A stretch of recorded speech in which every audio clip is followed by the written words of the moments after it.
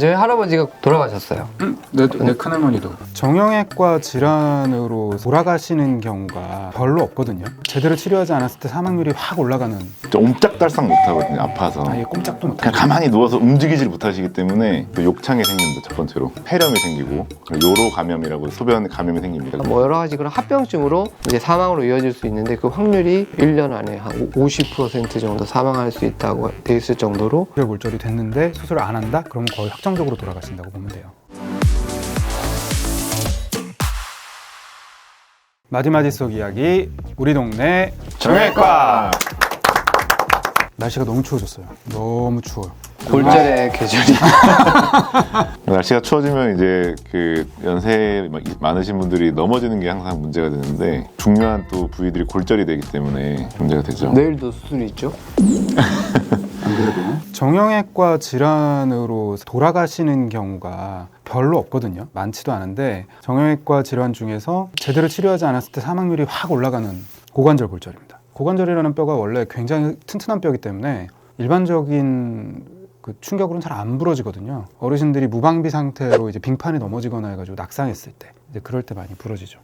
고관절은 대퇴골 경부라고 해서 이게 대퇴골이 얇아지는 부분이 있는데 거기가 부러지기도 하고 또 뼈는 큰데 골다공증 있으신 분들은 이제 전자간 골절이라 그래서 이제 경부 밑에 그렇게 이행이 되는 부분에 그런 골절이 생기기도 하는데 그게 이제 뭐 뼈가 단단해서 안 부러질 것 같지만 골다공증 있으신 분들은 거기 힘이 또 많이 실려서 또 그 부분이 많이 부러지기도 합니다. 뭐 침대에서 뭐 화장실 가다가 살짝 넘어져도 이게 부러지기도 하고 근데 그렇게 부러지게 되면은 이제 보행이 안 되기 때문에 이제 환자분들이 의도치 않게 화상 상태가 되면서 위험한 상태가 되기도 합니다. 건강한 사람은 누가 저기 옥상에서 밀지 않는 이상 부러질 수가 없죠. 왜냐면 사람을 딱 밀어 그럼 어떻게 할 거예요? 넘어지려고 그러면 어떻게 해요? 손으로 짚지.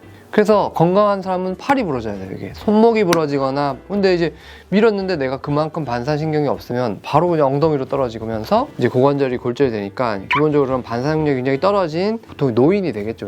그러니까 골절이 되면 이제 못 걷고 누워 계시다 보면 폐렴 오고 심혈관이나 뭐 뇌에 막히거나 뭐 여러 가지 그런 합병증으로 이제 사망으로 이어질 수 있는데 그 확률이 1년 안에 한 50% 정도 사망할 수 있다고 돼 있을 정도로 고관절 골절이 굉장히 위험하죠. 1년 안에 50%면 엄청나게 높은 사망률이죠. 척추골절도 비슷한 상황 아닌가요? 척추골절도 골다공증인 분들, 이제 노인 어르신분들한테서 흔히 생기는데 마찬가지예요. 그러니까 넘어질 때 척추 압박골절이 생기기가 쉽죠. 근데 척추 압박골절은 고관절 골절만큼 그렇게 사망률이 높진 않고요. 그래도 어느 정도는 좀 움직이실 수 있기 때문에 하지만 이제 통증이 굉장히 심하고 여러 차례 반복되면은 이제 허리가 휘어버리죠. 굽어버리거나 아니 키가 완전히 작아져 버리시거나 뭐 그런 여러 가지 문제들이 또 생길 수가 있습니다. 이것도 갑자기 생각이 났네. 저희 할아버지가 고관절 골절로 돌아가셨어요. 내 큰할머니도. 근데 그거를 수술을 안 하셨어요. 그때 연세가 90이 넘으셨었거든요. 요즘에도 그걸 고민하시는 분이 있어요. 아유, 이 연세에 어떻게 이거 수술을 하겠습니까? 수술하다 잘못될 수도 있는데. 물론 수술하다 잘못될 수 있어요. 근데 수술 안 해도 잘못되거든요.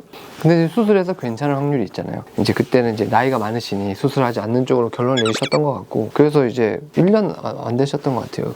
어떻게 보면 간접적으로지만 생명과 직결이 될 수 있는 거기 때문에 아주 나이가 많아도 수술은 해야 된다. 고관절 골절이 있을 때는. 일반적으로는 뭐 심장에 문제가 있거나 뭐 뇌혈관에 문제가 있거나 그래서 마취나 수술이 위험할 수 있는 환자분들은 수술 안 하는 쪽으로 결정을 할 수 있잖아요. 근데 고관절 골절 같은 경우에는 암보다도 어떤 면에서는 더 위험한 상황이니까 수술을 못할 정도의 그런 심혈관계, 심폐기계 문제가 있는 분들이 고관절 골절이 됐는데 수술을 안 한다? 그러면 거의 확정적으로 돌아가신다고 보면 돼요. 고관절 골절이 생기면 누워있기 때문에 저희가 이제 세 가지를 얘기하는데 또 욕창이 생깁니다. 첫 번째로. 그다음에 두 번째로는 누워서 숨 쉬는 거랑 앉거나 서서 숨 쉬는 거랑 다르기 때문에 폐렴이 생기고 세 번째로는 소변, 대변이 좀 지저분하게 관리가 되겠죠. 요로 감염이라고 소변 감염이 생깁니다. 그 세 가지로 중요한 사망의 원인으로 꼽고 있고 일반인들은 자주 못 보시지만 옴짝달싹 못하거든요. 아파서 아예 꼼짝도 못하고 그냥 가만히 누워서 움직이질 못하시기 때문에 예전에 한번 다른 과에서 이제 고관절 골절이 돼서 갔었는데 그 할머니가 고무줄 밴드가 딱 말려있는 채로 거기 딱 누워있어서 피부 괴사 욕창이 딱 그 고무줄 모양으로 딱 생겨 있더라고요. 그래서 그런 것도 본 적이 있고 아예 꼼짝을 못하네요. 네, 아주 꼼짝 못합니다. 앉지도 못해요. 앉지도 못하고. 근데 수술을 하게 되면은 최소 절개로 고관절 골절을 고정하거나 뭐 이런 식의 수술들이 있는데 하면은 바로 앉고 바로 휠체어를 탈 수 있습니다. 그 다음 날부터. 아프지 않게 그것만 되더라도 그런 문제들에서 많이 해방이 되기 때문에 고령이시더라도 바로 수술을 할 수 있게 그렇게 하는 게 원칙으로 되어 있습니다. 구독! 겨울철에 좀 주의해야 될 그런 것들도 좀 있을 것 같은데. 보통 이제 주의를 하면 좋은 거, 젊은 사람이든 나이 드신 분들이면 더 겨울철에는 주머니에 손을 넣고 걸으면 안 됩니다. 네. 손실이니까. 장갑을 껴야죠. 네, 장갑을 껴야 돼요. 저도 주머니에 손 넣고 걷는데 잠깐씩 빼줘야지.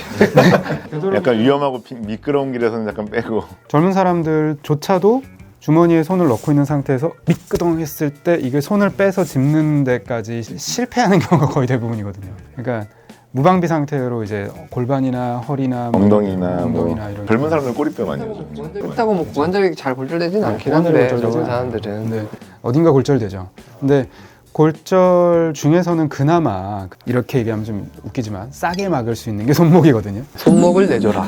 차라리 뭐 하나 내준다 치면은 척추나 고관절이나 골반 같은 걸 내주는 것보다는 손목을 내주는 게 수술도 쉽고 깔끔하게 낫고 수술 안 하고도 좋아지기도 하고. 손목 비교적 회복이 좀 다른 부위에 비해 네, 그렇죠.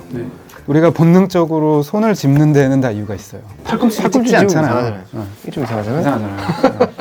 가끔 팔꿈치도 이렇게 넉넉살 나면은 되게 좀 자기가 남거든요. 손으로 짚으면 사실 충격 흡수를 할 수 있는 그런 구조가 여러 군데가 있으니까 물론 뭐 낙법을 치면 제일 좋겠지만 그게 안 되니까. 좋아요. 추운 겨울이 왔는데 연세 드신 분들 다치지 않도록 뭐 골절 등이 생기면 또 수술도 해야 되고 무서운 또 합병증들도 많으니까 조심하는 게 좋겠습니다. 빙판길이 의심되는 곳을 갈 때는 꼭 손을 빼고 다니시는 게 좋겠습니다.